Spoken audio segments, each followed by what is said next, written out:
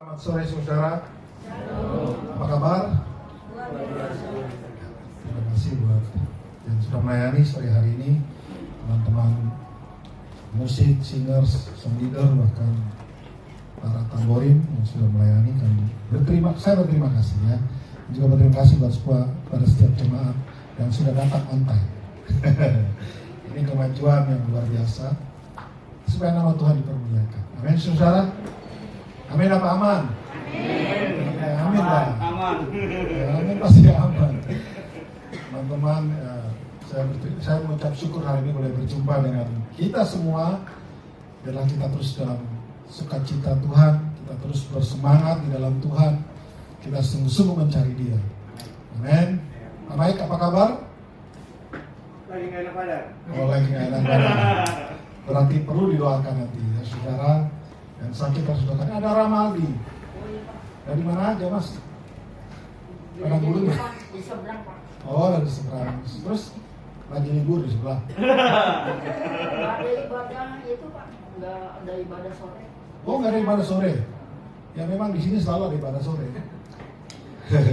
Baik saudara, sore hari ini seperti tadi sampaikan kepada saudara melalui pesan gembala, kita akan bicara tentang disiplin the mind, atau kalau saya terjemahkan adalah mendisiplinkan cara berpikir. Ya, mendisiplinkan cara berpikir.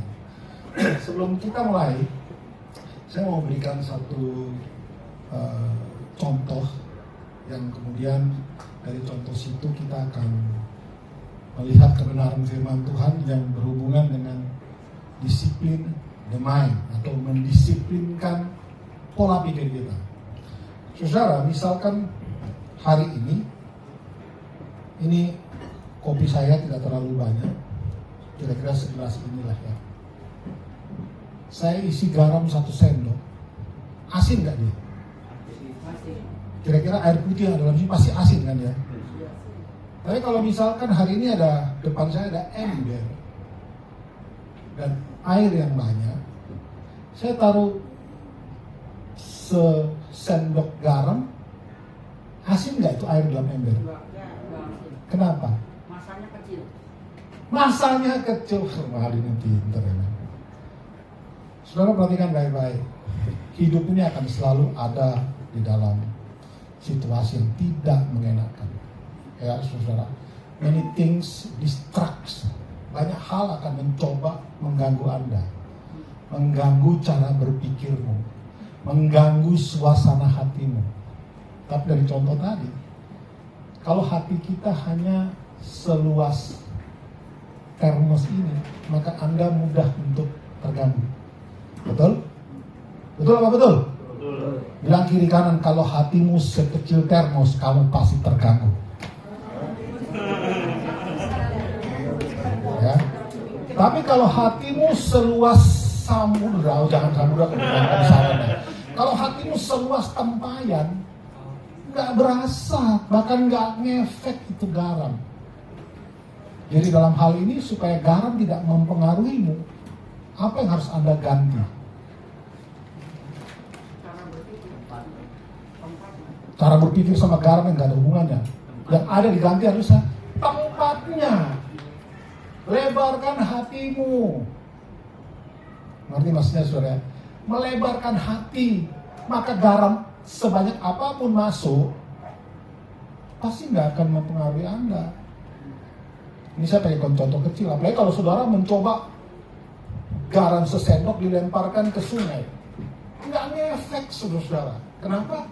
Karena hatimu lebar, besar, dan kemudian ada aliran air yang terus mengalir. Yesus pernah berkata kepada perempuan Samaria yang punya 5 suami. Tahu kan ya? Yesus bilang, kalau kamu minum air hidup ini, maka kamu tidak akan pernah haus lagi. Artinya, kita ini perlu ketemu sumber aliran air hidup itu, yaitu Yesus itu sendiri. Kalau kita ada Kristus dalam hati kita, otomatis hatimu itu akan lebar, hatimu itu akan, apapun yang masuk tidak akan mengganggu Anda, saudara. Tidak ada orang yang bilang dia tidak punya masalah. Tidak ada orang yang bilang dia tidak pernah terganggu. Tidak ada, semua orang pasti terganggu. Saya sering bertemu dengan orang-orang, ya, bukan cuma di sini, tapi banyak hal. Saya tidak merasa damai, Pak. Kok tidak ada sukacita? Kok hilang dari hati saya? Kok nggak ada begini? Kok ada nggak begitu? Gampang sih jawabnya. Hati kita luas nggak? Coba, saudara, perhatikan. Ribka saya suka tanya, gimana hari ini pelajarannya? Dipasang wajah, air mata turun, banyak tugas. Tapi kalau hatinya luas, tugas menjadi masalah nggak? Tidak. Dia akan terus isi hatinya, pikirannya bahwa saya mau jadi sutradara yang terkenal. Ini mah latihan nanti. Akan kita lewati, saudara. Selama Anda mengisi pikiran ini, atau selama Anda memperlebar hatimu ini, nothing can distract you. Atau boleh ada distraction adalah gangguan, boleh datang. Tapi kita akan balik lagi stabil. Tadi terus terang saya rada terdistrak pas latihan musik. Ya, teman-teman musik tahu. Agak terdistrak. Tapi kemudian dia menatap saya dengan pandangannya yang mengerikan. Saya bilang, oh oke. Balik lagi ke fokus. Dulunya biasa nggak begitu saya kalau sudah sekali terdistrak, udah main kacau, sudah langsung, sudah nggak ada mood, rasanya bassnya mau dibanting aja dulu. Tapi sekarang kan tidak, susah. Kita tuh pasti akan gampang terdistrak, saudara. Tetapi ya itu tadi, mari kapasitas hati kita ini diperlebar. Ya, caranya bagaimana? Ya tentu saja apa yang saya bicarakan ini adalah sesuatu yang harus saudara kerjakan. Di situ kalau kita lihat dari judul, disiplin the mind, ya. Tapi sebelumnya coba kasih ayatnya sebentar. Ayat yang akan kita bahas selama 1 bulan ini adalah 2 Korintus 10. Sebenarnya 2 Korintus 10 ayat 5 seluruhnya. Tetapi ayat yang menjadi fokus saya sore hari ini adalah 5b.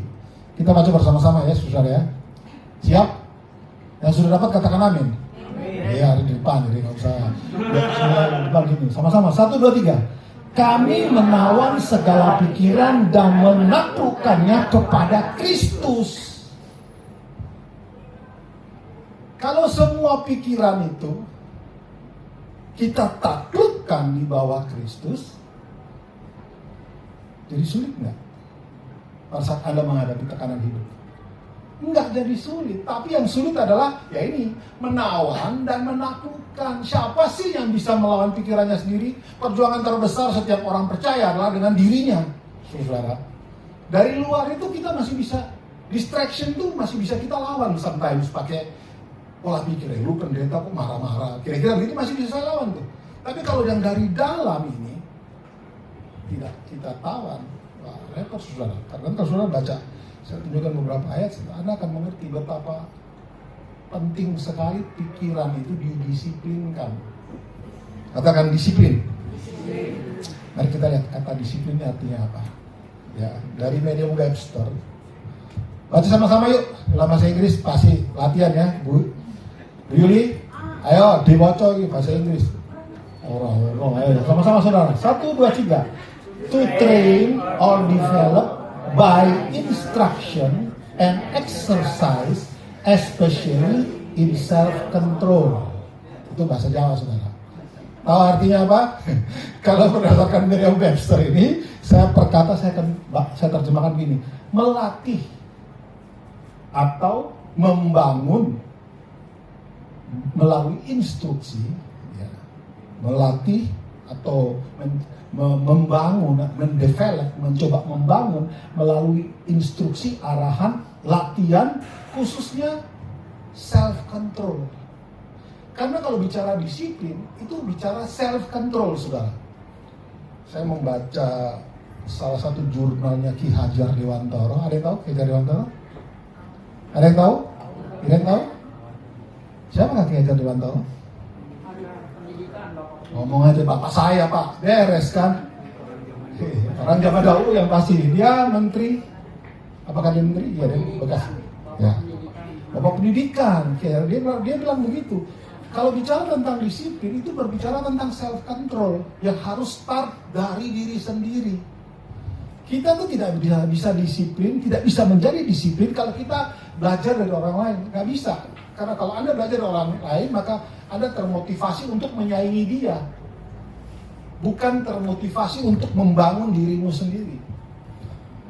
Jadi saya sangat setuju sekali dengan tema yang disampaikan oleh Pak Arifin dalam bulan ini ya. Disiplin your mind. Jadi sekali lagi, disiplin ini menurut Merriam-Webster adalah kita melatih atau mencoba melatih membangun melalui instruksi atau melalui aturan. Aturan itu perlu nggak? Lalu ini satu lagi. Untuk mendisiplinkan diri ya perlu ada aturan dulu. Saudara Anda nggak mungkin bisa jadi disiplin kalau tidak ikut satu aturan dulu. Betul? Harus ada aturan dulu. Jangan telat. Misalkan, yang gampang aja. Ini praktis dan sangat bisa diaplikatif ke dalam setiap kehidupan kita. Jangan telat. Aduh susah nih, tapi aku coba deh. 4:30 datang sekarang. Tadi biasanya jam 5 kurang 15, sekarang jadi 4:30 kurang 5 menit. Aduh, harus disiplinkan, harus lebih baik lagi. Minggu depan 4:30 pas, wah sudah bener nih, tapi seharusnya in time, jangan on time. Ternyata bisa tuh, jam 4:30 kurang 5 sudah nyampe. Dan melatih diri untuk setiap minggu 4:30 kurang 5, setiap 5 kurang 5, setiap 4:30 kurang 5. Harus ada aturan dulu, kemudian kita mencoba melatih diri untuk mengikuti aturan itu dengan exercise. Tadi dilatih, saudara. Amin, saudara. Demikian juga tadi, saudara-saudara, hati kita ini bisa menjadi lebar kalau kita latih, saudara. Latih dan latih dan latih. Tidak ada orang yang sanggup, saudara, untuk tidak ada orang yang, katakanlah begitu, tidak ada orang yang sempurna, itu tidak ada semua. Tetapi setiap daripada kita ini terus maju dan selangkah demi selangkah dengan disiplin. Terus disiplin itu tidak mengenal kata menyerah. Disiplin tidak mengenal kata menyerah. Disiplin tidak mengenal kata capek deh gue, gak ada. Disiplin tidak mengenal itu. Saya suka nonton film perang, saudara. Kalau Anda pernah nonton Band of Brothers seri 1 sampai 10, sebelum mereka masuk dalam Perang Dunia Kedua, orang-orang ini adalah tentara penerjun, ya, penerjun payung itu mereka itu latihan 2 tahun.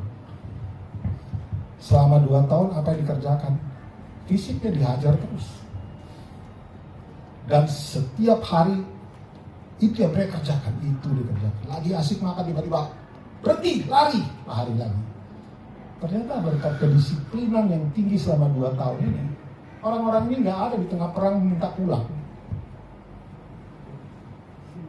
Sebenarnya kita perlu mendisiplinkan diri kita, melatih diri kita dengan aturan-aturan yang ada. Kalau dengan aturan aja Anda pakai prinsipnya orang dunia, yaitu peraturan untuk dilanggar, ya repot. Tidak ada satu kedisiplinan yang Anda bangun. Dan tidak mungkin kita menjadi berkat. Tidak mungkin Anda menjadi berkat karena tidak disiplin. Tidak disiplin tidak hanya berbicara tentang masalah on time, masalah tidak, tapi berbicara tentang diri Anda yang Anda latih untuk melakukan satu kebenaran. Amin, saudara. Coba kita lihat satu lagi, ada definisi yang sudah disederhanakan. Satu lagi. Nah, disiplin berarti melatih dan mengembangkan pengendalian diri. Disiplin berbicara tentang how you control yourself, pengendalian diri. Amin, saudara. Kita tidak bisa pakai standar kita, terus kita masuk ke satu area dan berharap area tersebut mengikuti standar kita. Nggak bisa, saudara-saudara. Karena memang naturnya begitu. Apa yang harus kita lakukan? Ya kita mendisiplinkan diri dengan standarnya Allah. Kalau kita pakai standarnya Allah, Kita pakai standarnya Kristus, dimanapun Anda berada, nggak ada itu nama yang kita bilang bahwa saya kurang damai, saya tidak merasa bertumbuh, saya merasa ini bukan gereja saya. Ya saudara-saudara ya, kalau ada di antara kita yang punya perkataan tersebut, Anda perlu cek hati. Anda perlu cek.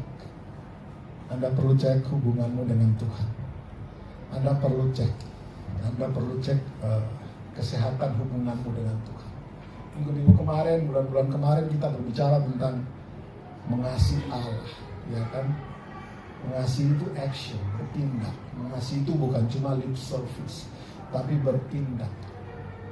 Nah sekarang tindakan-tindakan apa harus kita pikirkan, perlu catat saudara-saudara. Kadang-kadang untuk mengevaluasi diri saya catat. Oh saya kelepasan marah, harus saya benahi lagi, harus saya rubah lagi, harus lebih minta kasih Kristus. Seperti Yesus bilang, tambahkan imanku Tuhan. Loh, itu hal-hal yang benar saudara. Anda mau menghadapi dunia ini jangan pakai pengetahuanmu secara manusia, percuma. Anda pakai pengetahuan Anda S1, S2, S3 dalam menghadapi kemelut hidup, tidak akan bisa. Engkau perlu pakai pengetahuan kebenaran firman Tuhan. Sekarang salah satu dasar penting untuk supaya Anda bisa mengatasi hidup ini adalah dengan mendisiplinkan cara berpikir, melatih dan mengembangkan pengendalian diri. Mungkin mulai yang badannya agak lebih besar sekarang coba jangan yang saya kecil aja, yang kayak Aldi itu. Mana Aldi? Menghilang ya dia. Aldi kemana? Lagi ngapain? Coba saya intip dia lagi ngapain. Ini pemain musik kebiasaan dengar firman, nggak dengar jalan sangat kiri kanan. Lagi ngapain dia? Makan. Suruh cepat. Waktu firman Tuhan kok malah pergi makan. Tadi pas latihan saya suruh makan, tapi karena datang telat nggak bisa makan. Ini salah siapa coba? Nah itu dia. Nah ini contoh-contoh tidak disiplin yang kecil-kecil saudara. Kita terus nilai orang itu gak usah dari hal-hal besar dilakukan. Dari hal-hal kecil kita bisa tahu kualitasnya itu seperti apa. Dari situ saya tidak bicarakan Aldi ya, saya bicarakan kita semua. Mari kita disiplinkan diri dari hal-hal yang terkecil sekalipun. Karena dari situ dasarnya. Coba sekarang saya belajar. Mengapa pikiran atau ya mengapa kita penting sekali melatih pikiran ini? Oh, pentol korek ini. Nanti kamu dihajar sama Eca di sini ya. Mengapa pikiran penting untuk dilatih? Coba kita lihat. Yang pertama, saya tunjukkan lihat ayat firman Tuhan. Ayo, langsung. Amsal 4:23. Sama-sama kita baca. 1, 2, 3. Jagalah hatimu dengan segala kewaspadaan, karena dari situlah terpancar kehidupan. Di sini pakai bahasa hati, tapi saudara, di dalam teologi, dunia teologi ini ada istilah, ada dua istilah. Ada yang namanya dikotomi, ada yang namanya trikotomi. Maksudnya begini. Dikotomi itu adalah roh dan jiwa itu satu. Roh jiwa itu jadi satu. Roh, jiwa, dan tubuh. Tapi roh dan jiwa itu jadi satu. Jadi cuma dua kan. Kalau bicara roh, ya bicara jiwa. Kalau jiwa ya hati dan tubuh. Itu apa namanya yang biasa dipakai di perjanjian lama. Tetapi hari ini kita pakai yang namanya trikotomi. Yaitu roh, jiwa, dan tubuh. Manusia dibedakan oleh roh, jiwa, dan tubuh. Ya, saudara nggak perlu terlalu bingung dengan istilah ini. Karena kalau ini kan perjanjian lama nih. Kalau bicara hati itu selalu bicara tentang jiwa. Nah, kalau saudara lihat baca ayat ini baik-baik, si Amsal mengatakan, jagalah hatimu dengan segala kewaspadaan, karena dari situ terpancar kehidupan. Kehidupan itu ditentukan oleh hatimu, sikap hatimu ditentukan oleh pikiranmu, saudara. Pikiran-pikiran kita tuh menentukan apa yang akan kita lakukan. Amin, saudara. Saat ini kita melakukan sesuatu itu tidak terjadi dengan tiba-tiba begitu, nggak ada. Saudara perhatikan orang yang latah, pernah tahu kan? Copot, tahu kan? Tahu nggak orang latah ya, seperti itu kan? Kesandung sedikit, Tuhan. Itu masih oke, tapi saya pernah ketemu seseorang, emak, ngaco deh ini orang. Saya tidak akan sebut kata apa yang dia keluarkan, saudara pasti tahu. Di dalam angkot. Sudah, kita berhenti aja ya. Kalau dia sebutkan alat kelamin laki-laki berkali-kali. Apa sampai dia? Padahal dia cuma mobilnya rem dulu di dalam angkot kan. Dia langsung, waduh. Saya depannya sampai saya sendiri malu. Tapi ini tidak terjadi begitu saja, saudara.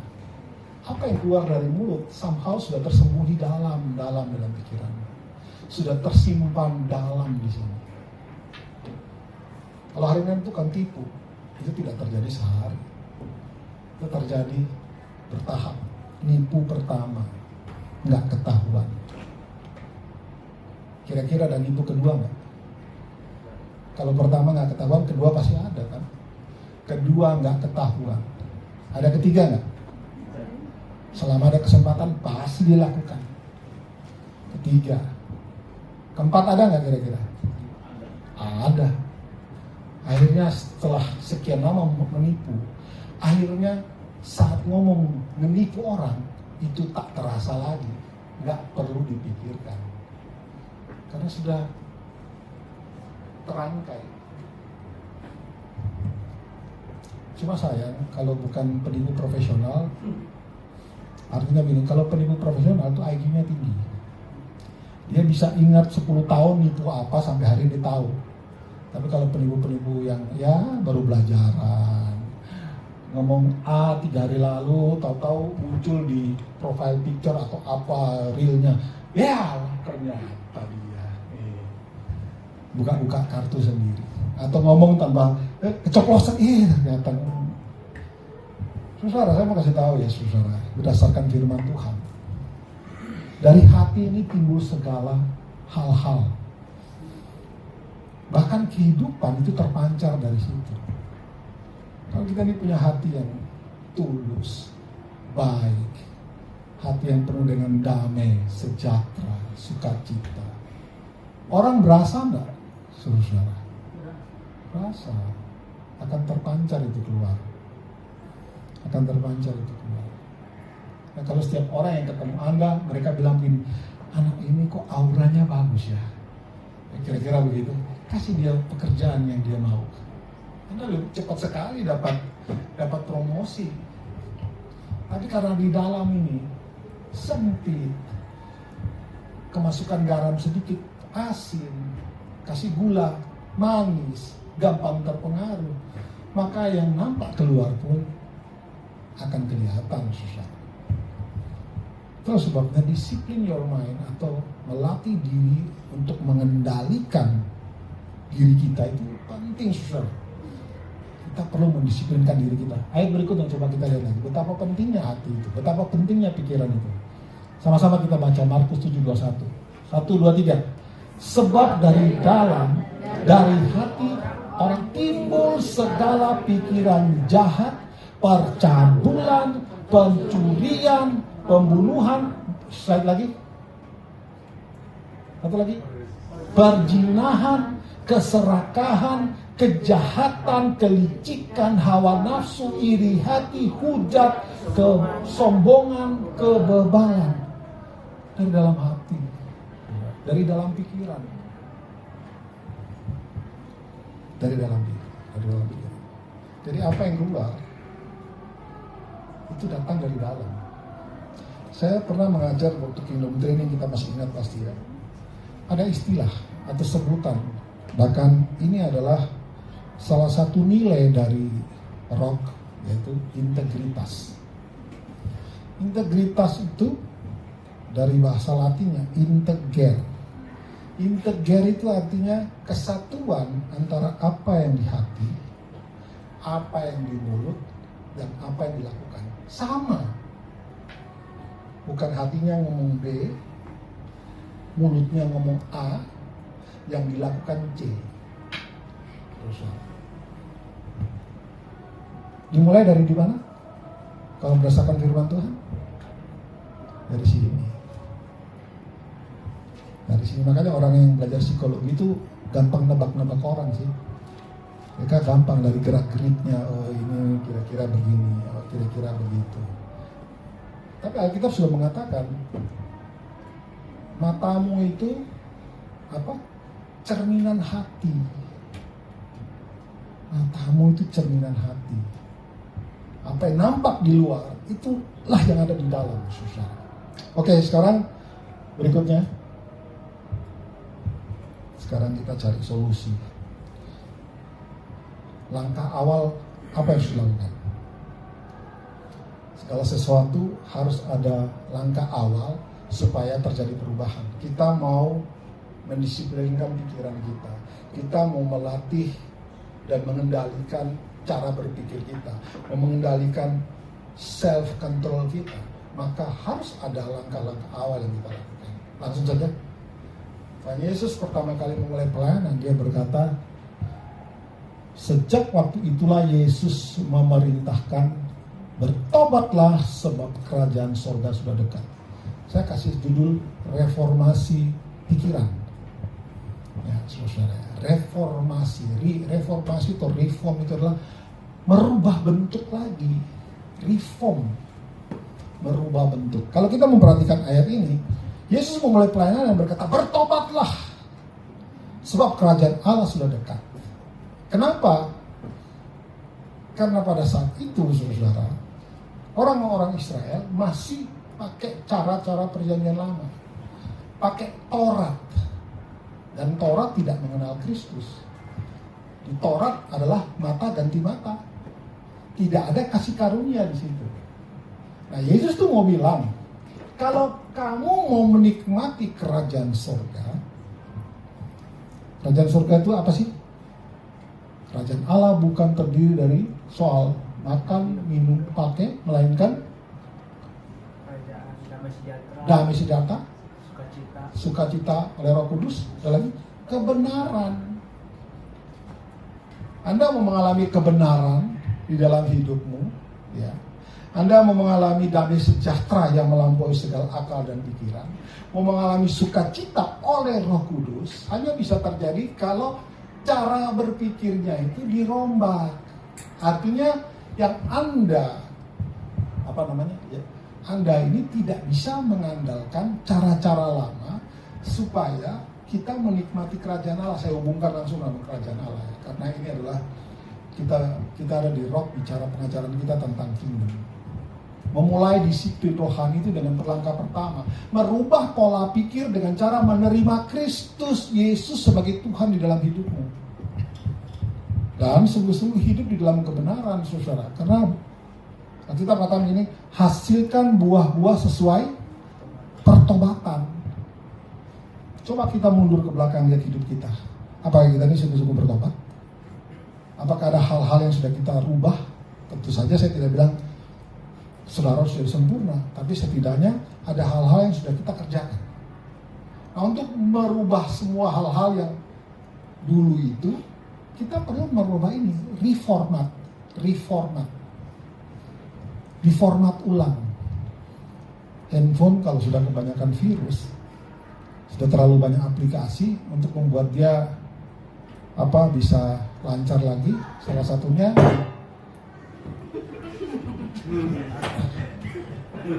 sudah di bawah pun masih. Kita mau perbaiki handphone kita supaya kan di-upgrade kan. Di-upgrade itu bisa dengan dua cara. Pertama, kita hapus semua aplikasi-aplikasi yang tidak berguna, atau kita upgrade, atau kita upload, atau kita download versi terbaru dari jenis Android itu. Ya kan, saudara? Baru itu handphone bisa berjalan lagi dengan lancar. Nah, di dalam hal kita mau mendisiplinkan diri, hal pertama yang harus saudara lakukan adalah memformat atau reformasi ini cara berpikir. Hidupku bukannya aku lagi. Mulai dari itu. Misalkan, melainkan Kristus dalamku. Jadi pada saat Anda terganggu dari luar,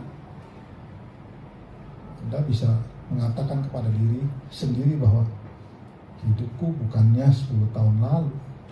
Hidupku hari ini adalah Kristus. Amin, saudara. Coba saudara aplikasikan hal sederhana ini. Begitu gangguan datang yang mengintimidasi saudara untuk melakukan tindakan-tindakan yang salah, begitu kita lawan dengan hidupku bukannya aku lagi, melainkan Kristus yang ada di dalamku. Saya percaya Roh Kudus yang ada di dalam kita ini akan segera bergerak menolong Anda, memampukan kita untuk bereaksi dengan benar. Amin, saudara. Amin apa aman? Langkah awal reformasi cara berpikir. Yang lama-lama tuh buang. Yang lalu sudah berlalu. Yang baru ngapain? Sudah datang. Bukan baru mau datang atau akan datang, sudah datang. Dan sudah ada di dalammu oleh karena kasih karunia Tuhan. Reform yang baru sudah ada dalam kita. Hanya saja mau nggak kita melangkahkan kaki. Kemudian mulai berkata, ya Tuhan benar, hidupku yang lalu sudah berlalu, yang baru sudah datang. Oleh karena kasih karunia Tuhan, aku perlu merombak cara-cara berpikir. Kalau kita bisa merombak itu, saudara, tidak ada lagi yang namanya iri hati. Melihat kebersamaan orang lain, Anda akan bersyukur. Amin. Dalam menghadapi hidup yang susah, Anda akan lebih mudah untuk berkata terima kasih Tuhan. Damai sejahtera Tuhan ada di dalamku. Aku ada dalam kerajaan Allah dan kerajaan Allah itu ada di dalamku. Masalahnya kerajaan Allah di dalam kita doang. Harusnya kerajaan Allah di dalam kita itu keluar. Bisa dinikmati orang lain. Kan tadi kerajaan Allah itu bicara tentang kebenaran, damai sejahtera, dan sukacita oleh Roh Kudus. Orang lain merasakannya atau tidak? Udah gak usah buru-buru kita lihat orang lain, lihat diri kita. Keberadaan saya di suatu tempat, apakah membawa dampak? Itu pertanyaan besar. Tapi orang-orang rock ini orangnya suka menyendiri, Pak. Terus saya juga ikut menyendiri, Pak. Oh iya, salah itu responnya. Amin, saudara. Responnya bagaimana? Datangin orang-orang yang katanya menyendiri itu. Hal praktikal, saudara. Gak usah ngomong yang besar-besar, yang gampang-gampang saja. Perintah Kristus yang terakhir yang kita bicara untuk saling mengasihi, kita sudah lakukan. Atau kita masih rada tidak senang sama si A, masih gak senang sama si B. Normal lah kalau misalnya Rika atau Iren mau nari datang telat. Normal kalau saya harus tegur. Agak kesel sedikit, normal. Tapi kan bukan saya bawa tidur semalam-malaman, peluk bantal. Lihat bantal, lihat wajah Iren dan Rika. Gitu. Nah. Saudara-saudara, hidup ini tidak seperti yang bim salah bim, langsung balik tangan, buka tangan, terus enggak, saudara. Everything is proses. Proses dan proses. Nah, proses-proses ini kita harus jalani dengan disiplin. Kita jalani dengan disiplin. Saya harus bicara lambat-lambat karena nanti kalau kecepatan nanti kalimatnya jadi nggak jelas, jadi pelan-pelan. Bukan berarti saya sudah kehabisan tenaga, saudara. Saya masih bisa ngomong panjang. Hanya saja saya lebih senang kata-kata yang lebih pelan supaya masuknya pelan. Soalnya kalau cepat-cepat nanti semua ngomong apa ya? Seperti orang lagi paku di tembok. Tuk, masuk seperempat. Tuk, masuk setengah. Tuk, masuk 3/4. Tik, tinggalin sedikit supaya figura bisa dicantolin. Apakah hidupmu sudah bisa menjadi gantungan orang lain? Tanda petik. Itu tergantung seberapa dalam kebenaran firman yang masuk dalam hidupmu. Bukan bukan seberapa akrabnya kamu sama orang dalam gereja. Salah. Kita tidak bergantung kepada satu manusia pun di dalam dunia ini untuk supaya Anda menjadi pengikut Kristus yang baik. Kita tidak tergantung. Ada orang, ayo. Enggak ada orang, ya sudah. Pemasur bilang apa? Kalau tidak ada yang bisa dipakai untuk menyanyi memuji Tuhan, apa yang dipakai aja? Nggak baca Alkitab. Firman Tuhan katakan batu disuruh memuji Tuhan. Jadi artinya apa sih? Manusia itu sebenarnya di mata Tuhan nggak ada apa-apanya. Lu nggak mau, gua pakai orang lain.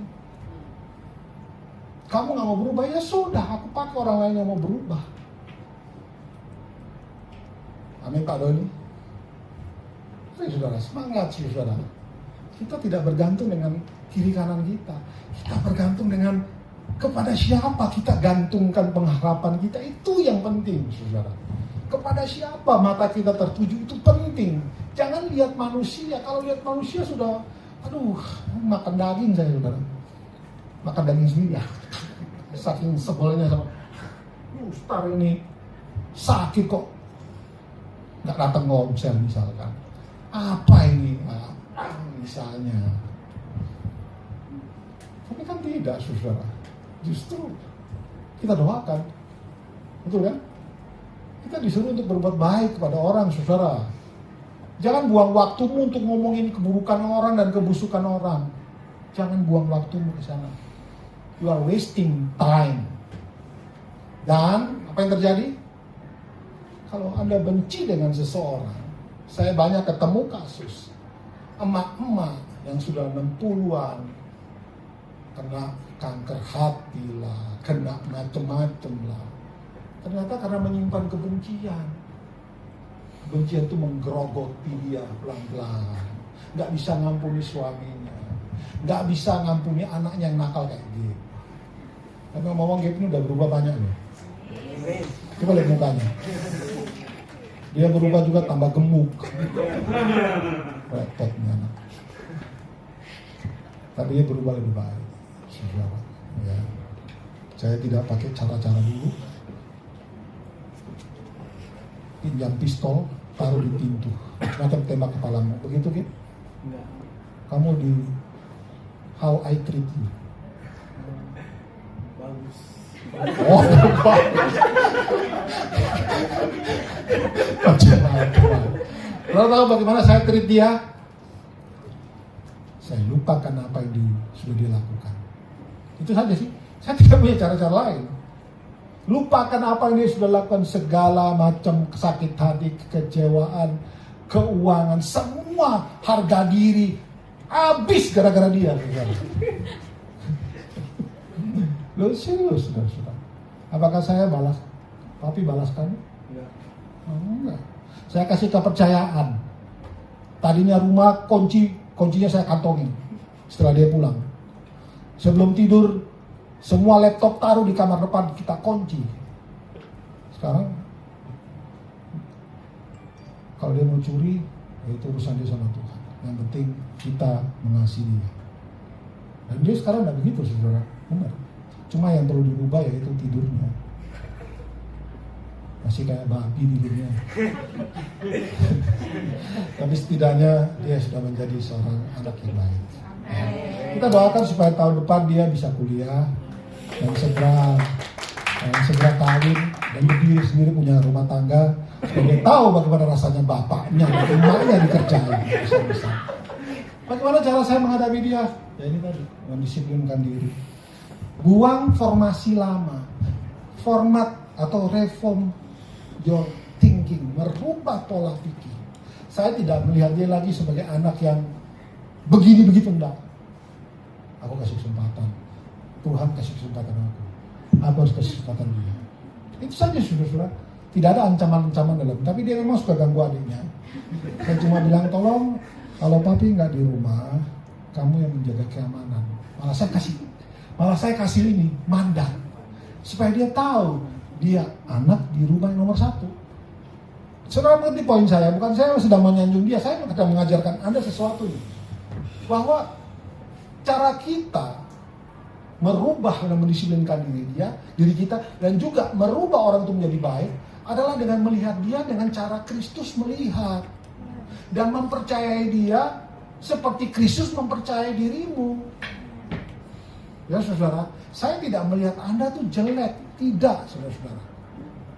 Saya melihat Anda itu seperti Kristus melihatmu. Tentu saja yang salah saya tegur, saudara. Saya tidak akan, maksudnya sudah salah terus, oh enggak apa-apa. Enggak, saya nanti yang gerogoti, habis itu saya mati cepat, saudara. Saya harus ngomong unek-unek saya kepada Anda. Kalau tidak lewat bicara langsung, mungkin lewat mimbar. Tapi ini mimbar, ini bukan curhat. Ini kebenaran firman Tuhan yang saya hubungkan dengan hal-hal yang kecil-kecil yang terjadi, saudara. Kita nggak perlu sombong-sombong. Oh Tuhan, aku nanti kalau sudah jadi, aku nanti ya kalau jadi, kalau enggak. Hari ini di depan matamu saja, apa yang bisa kau kerjakan buat saudaramu yang lain?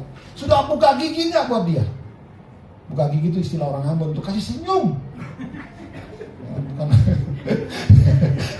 Buka gigi itu kasih senyum, saudara. Amin, saudara. Kasih senyum lah. Kalaupun saya tidak tersenyum dengan Anda yang senyum, why not? Jangan merasa, gue masih amat, aku masih single, masih gadis, kok senyum sama pastor sudah tua begitu. Nah, itu salah pikiranmu. Jangan salah pikirannya kayak begitu. Yang keras, itu salah cara berpikir seperti itu. Salah. Justru kalau Anda ketemu seseorang yang mukanya kayak tembok rata, dicat putih, senyumlah. Hai, kalau dia masih tetap tembok, cuekin, hai. Entah nanti ke 10 kali Anda hai, dia respon. Oh iya hai. Ini baru ditembokin, langsung sudah merasa, gue tidak diterima di situ. Aku lebih senang ada di sana. Ku mau di sana. Waktu Yesus datang, ku mau di sana. Ku mau di sana, pas Tuhan panggil bilang nanti dulu. Tapi kalau nyanyi, ku mau di sana. Waktu pulang yuk, sudah mau, siap. Jangan. Aduh repot kita ini saudara. Itu karena apa? You are not reforming your mind, atau Anda belum mereformasi pikiranmu. Dengan kata lain, engkau belum sungguh-sungguh menerima Kristus di dalam hidupmu. Kenapa? Engkau masih pakai format-format lama. Saya kan berarti Pak, S1 psikologi, saya sebentar lagi sutradara, ketemu sama artis-artis. Tahu nggak? Artis banyak yang perempuan jadi laki-laki, yang laki-laki jadi perempuan, dan mereka menyebut diri mereka adalah they. Tahu? Nah, saya kasih tahu nih, ada cerita lucu pas stand komedi ini saya nonton stand komedi, seorang orang bule dia ngomong gini, I don't understand what's happening with my English. Saya bingung, saya belajar bahasa Inggris 3 tahun. Hari ini saya ketemu seseorang. Waktu saya bilang, aku mengundangmu datang ke rumahku. Terus dia bilang gini, oke, aku akan datang ke rumahmu untuk makan. Terus dia nanya lagi, she or he, maksudnya cowok atau cewek. Gitu kan? Dia nanya kan, ini saya pakai bahasa Inggris ya, she atau what gender is your friend, atau katakan jadi kelaminnya apa kan, bisa gitu kan, she atau he, perempuan atau laki-laki. Dia bilang, no, not she or he, they. Oh, they. Berarti dalam pikirannya, oh mereka. Berarti mereka itu kan bicara banyak toh. Sehinggalah hari menjelang mereka datang makan, dia beli makanan sebanyak-banyaknya. Tahu-tahu yang muncul datang adalah 2 orang. Terus saya bilang, loh, where is the other? They kan, kalian they kan? No, yes, they. 2 orang itu they, mereka ya. Jadi tidak mengenal gender lagi. Jadi di sana itu he, she sudah nggak ada lagi bagi LGBT. Mereka disebut dengan they. Akhirnya dia bilang, oke kalau begitu, berhubung aku sudah beli makanan banyak, ayo mereka harus habisin makanan ini. Gitu ya. Mengerti nggak? Yang lain mengerti nggak? Ini kalau nggak ngerti saya suruh belajar bahasa Inggris dulu nih, 3 tahun lagi. Ya kan? Aduh saudara tolong deh. hati-hati dengan segala hal yang dalam dunia ini. Anda bakal tercampur dan terkontaminasi kalau hatimu sempit. Kita harus memformatnya. Kalau Anda punya sepeda motor, dulu saya punya motor satu. Itu pertama kali punya motor tuh Yamaha TRS 1. Motor laki. Dia punya CC itu 118. Kemudian saya ketemu dengan seorang youth pastor, tukang ngebut, pinter ngerobak kenambik, ngerobak mesin. Itu mesin motor saya dibubut, pakai mesin bubut. Bubut itu artinya dilebarin, 118 cc menjadi 125 cc. Jadi pada saat saya trek-trekan dengan motor sejenis, tertinggal jauh. 125 cc kok, sementara motor sendiri cuma 118. Saudara, Anda perlu ini tadi, memformat, mereformasi kapasitas hatimu, mereformasi cara berpikirmu. Hari ini we only can do anything with God. Kita hari ini hanya bisa melakukan segala sesuatu karena Tuhan, karena kasih karunia-Nya. Baru kita akan bisa menjadi dampak buat orang lain dengan cara mendisiplinkan pikiran kita, mereformasi. Pulang ini berdoa, Tuhan, mari Tuhan, aku mau merubah cara berpikir. Kalau semua mengerti poin prinsip ini, maka kita jadi orang yang paling berbahagia. Di dalam dunia yang tambah hari tambah gak jelas ini, tapi Anda satu-satunya orang yang berbahagia. Anda aman, saudara. Aman. Kenapa? Karena pikiranmu, karena harapan kita, karena kita berpegangan hanya kepada Kristus, tidak berpegangan kepada titelmu, pekerjaanmu. Anytime pekerjaanmu bisa hilang, saudara. Anytime otakmu yang pintar itu bisa habis, kena stroke sedikit langsung miring, cuk. Udah nggak tahu 1 tambah 1 jadi 0 nanti, atau 1 tambah 1 jadi 11. Semua yang hari ini kita terima oleh kasih karunia Tuhan, taruh baik-baik dalam hatimu. Aku bisa mencapai ini, pencapaian itu hanya karena Tuhan, hanya karena kasih karunia Tuhan. Pada saat kita hidup, mendisiplinkan diri kita, pola pikir kita ganti dengan pola pikir Kristus.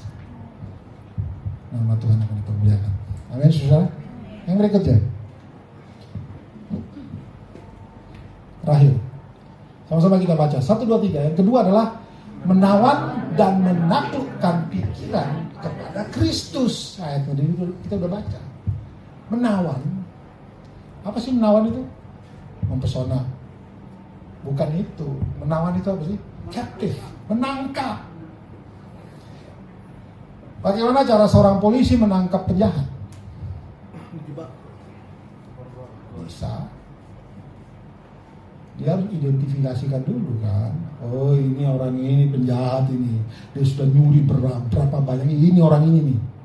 Ya kan? Baru ditangkap. Tangkap dan ditaklukkan kepada undang-undang dan semua hukum-hukum yang berlaku. Anda perlu tahu atau bisa mengidentifikasikan apa yang sering menyerangmu. Apa yang sering menyerangmu? Kalau dulu saya sih setiap kali melihat wanita kurang pakaian berhalusinasi. Dulu. Dan Alkitab katakan apa? Pada saat kamu melihat seorang wanita dan menginginnya dalam hati, kamu sudah berbuat zina. Apa yang hari ini seringkali mengganggu kita? Rasa tidak aman, nggak ada damai sejahtera, atau bingung masa depan. Saya sudah 27 tahun, 28 tahun belum punya calon, Pak. Tuhan gimana nih? Bentar lagi 30. Kalau sudah 30 masa saya banting harga? Berapa aja deh? Enggak dong. Tetap fokus dan serahkan hidupmu kepada Tuhan. Dan Tentu saja praktekkan prinsip-prinsip kebenaran rohani yang kita pakai. Jangan siapa aja yang datang, yang bukan Kristen datang, lu mau aja. Nah itu sama saja dengan Anda sedang ya tidak menawan dan tidak menaklukkan pikiran. Ditaklukkan kepada Kristus. Bicara tentang apa sih? Bicara tentang kita menaklukkan diri atau mengikuti prinsip-prinsip Kristus. Amin, saudara. Yesus berkata, makananku adalah melakukan kehendak Bapa dan menyelesaikan. Mari kita juga belajar bersama-sama Tuhan. Tarik nafas nggak apa-apa saudara, karena memang nggak itu berat. Benar kan Pak Bas? Melakukan firman Tuhan gampang nggak? Susah. Tarik nafas sebentar. Tuhan, aku siap dagingku sakit. Aku siap. Tapi supaya nama Tuhan dipermuliakan. Semua saya berharap mengerti hal yang sederhana ini. Dan kemudian Anda mulai hidup dengan hal-hal yang sederhana saja. Apa yang hari ini firman Tuhan sampaikan kepadamu? Setiap pagi mulai dengan berdoa baca Alkitab. Jangan memulai dengan yang lain. Jangan memulai dengan buka ini, lihat orderannya apa? Jafra. Ada usaha mau order, atau Eca, event organizer. Siapa mau cari acara ini? Ada sunatan di mana ya? Jangan itu yang dikejar, saudara. Buka Alkitab. Katakan buka Alkitab. Buka Alkitab. Kedua, baca Alkitab. Ketiga, renungkan isi firman Tuhan. Keempat, doa. Doanya ngapain? Doa minta Tuhan memberi kekuatan kepada kita supaya bisa melakukan apa yang kita baca. Itu doanya, bukan Tuhan, aku barusan nikah, cepat kasih aku anak. Itu kata istrinya. Gak usah mikirin itu. Malah bilang, Tuhan, kalau bisa tiap minggu aku main di Karawaci. Istriku juga. Bukan itu. Itu jangan ya. Kita mesti bagi-bagi setia. Terserah kepada siapa aja yang mau pakai dia. Tapi saya senang main sama istri ya, benar nggak? Eca, Iya. senang kan main sama dia? Senang. Temponya aman kan? Aman. Sama Aldi senang nggak? Enggak. Soalnya Aldi maksudnya dia nggak senang sama orangnya, tapi kalau permainan dan pelayanan dia senang, betul kan? Saya diem aja deh. Atau pakai yang kamu biasa bilang di WA, nggak tahu mengetik apa gitu. Ya, saudara, oke. Baik saudara, sekali lagi, apa lagi? Yang berikut. Oh ya, mari kita baca bersama-sama saudara. Ini langkah yang akan menolong Anda untuk bisa menaklukkan pikiranmu kepada Kristus. Sama-sama kita baca. 1, 2, 3. Jadi akhirnya saudara-saudara semua yang benar, semua yang mulia, semua yang adil, semua yang suci, semua yang manis, semua yang sedap didengar, semua yang disebut kewajiban dan patut dipuji, pikirkanlah semuanya. Kalau Anda berpikir di luar apa yang disebutkan ini, pasti engkau akan hancur.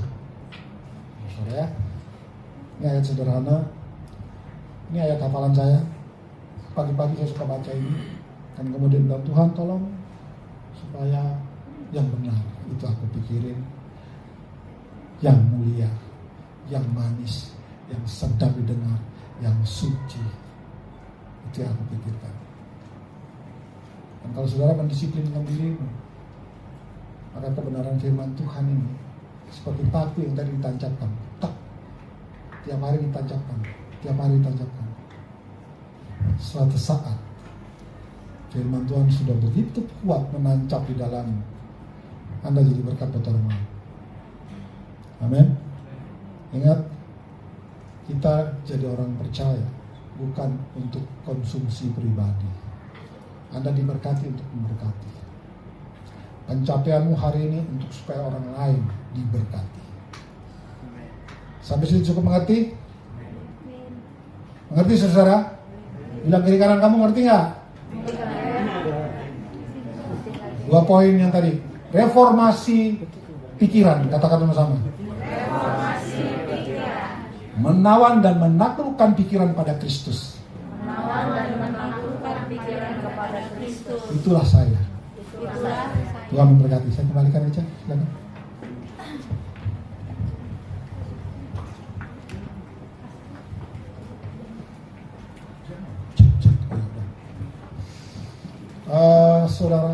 Saudara sudah punya, kita akan melakukan perjamuan.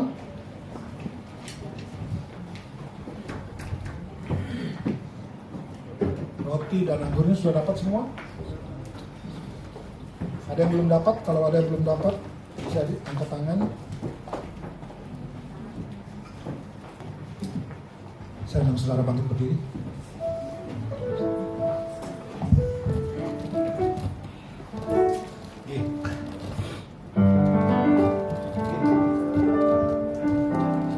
Saat ku masuk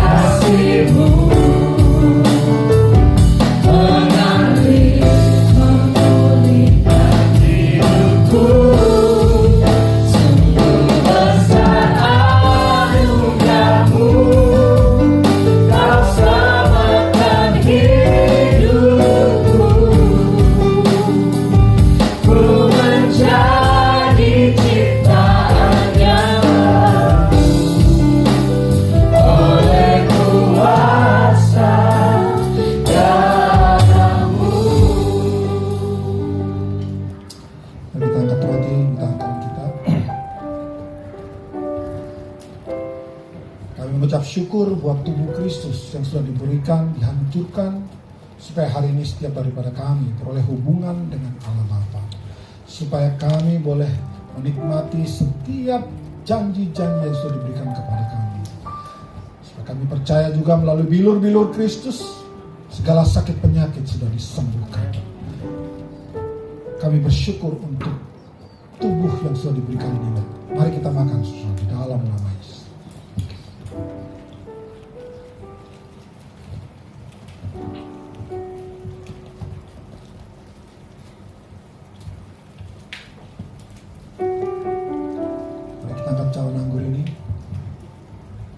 Darah Kristus adalah darah yang kudus, yang murni, yang tak bercacat dan noda.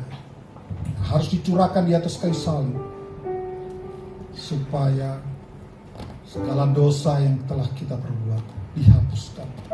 Sekalipun dosamu merah seperti kirmisi, akan disucikan sama seperti dengan salju. Saat engkau datang kepada Tuhan, minta ampun, maka Dia adalah Allah yang setia, akan mengampuni, bahkan menguduskan kita dan menyucikan kita. Bukankah air anggur ini adalah darah Kristus yang sudah dicurahkan bagi kita? Mari kita minum bersama-sama di dalam nama Tuhan Yesus. Oleh kuasa